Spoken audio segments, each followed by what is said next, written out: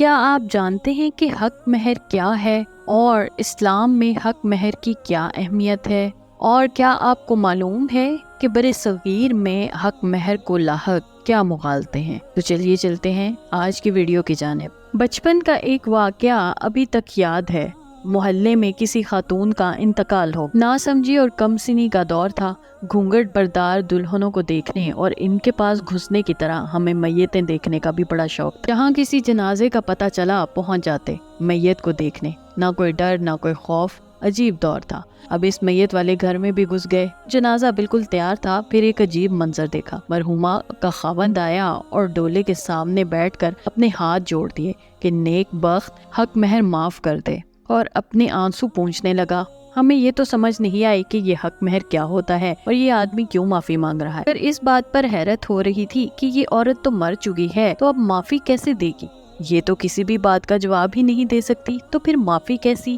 پھر وقت اور آگے بڑھا تو ایسے مزید مظاہر کے علاوہ جاننے والوں کے ساتھ ساتھ خود اپنے خاندان میں بھی ایسے مناظر دیکھنے کو ملے کہ مرد کا انتقال ہو گیا، جنازہ تیار ہو گیا تو اس کی بیوہ کو پکڑ کر لایا گیا اور اس سے کہا گیا کہ اپنے خاوند کو اپنا حق مہر معاف کر دو اور اسے ہلکا کر کے خدا حافظ کہو۔ اور یہ سبھی کوئی جوان آدمی نہیں تھے، ان کی شادیوں کو 30 برس بیت چکے تھے، کچھ بچوں کی بھی شادیاں کر چکے تھے، اور حال یہ تھا کہ بیویوں کا حق مہر ادا نہیں کیا تھا۔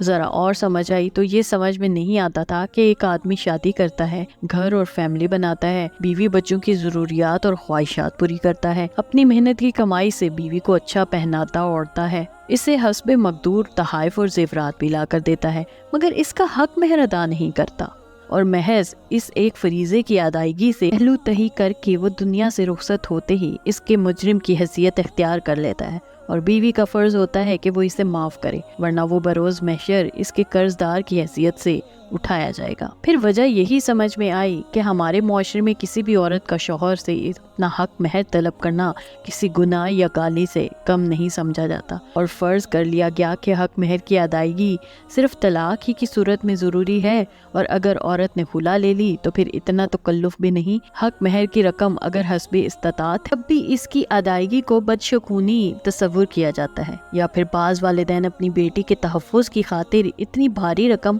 حق مہر میں لکھوا لیتے ہیں کہ مرد کے لیے اپنی ذمہ داریوں سے برد آزما ہوتے ہوئے وہ اضافی رقم مہیا کرنا ممکن ہی نہیں ہو پاتا، اور کہیں تو اس بارے میں سوچا ہی نہیں جاتا۔ مشاہدے میں آتا ہے کہ ازدواجی زندگی اگر تلخیوں اور ناچاکیوں کا شکار ہو جائے تو بعض شاطر مرد جان بوجھ کر ایسے حالات پیدا کر دیتے ہیں کہ عورت عاجز آ کر خلا لینے پر مجبور ہو جائے تاکہ بغیرت حق مہر کی ادائیگی سے بچ جائے۔ ضرورت اس بات کی ہے کہ شریعت میں انعقاد نکاح کے جو اعمال بیان کیے گئے ہیں ان میں ایک واجب رکن حق مہر کی اہمیت کو سمجھا جائے کہ موقع پر حق مہر مرد کی مالی حیثیت کے مطابق اتنا ہی رکھا جائے کہ وہ عام حالات میں ہی بلکہ اپنی پہلی فرصت میں اسے بآسانی ادا کر سکے، نہ کہ جنازے پر معافیاں تلافیاں ہوں، اور یہ اتنا کم بھی نہیں ہونا چاہیے کہ طلاق عورت کو کسی حلوے کی طرح تھالی میں رکھ کر ملے۔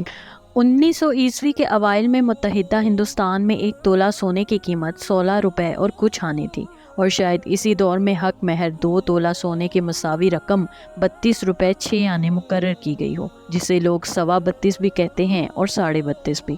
پھر وقت کے ساتھ روپے کی قدر گھٹتی رہی، سونے کی قیمت بڑھتی رہی، مگر حق مہر 32.25 روپے ہی رہا، اور لوگ وہ تک اپنی بیویوں کو ادا نہیں کرتے۔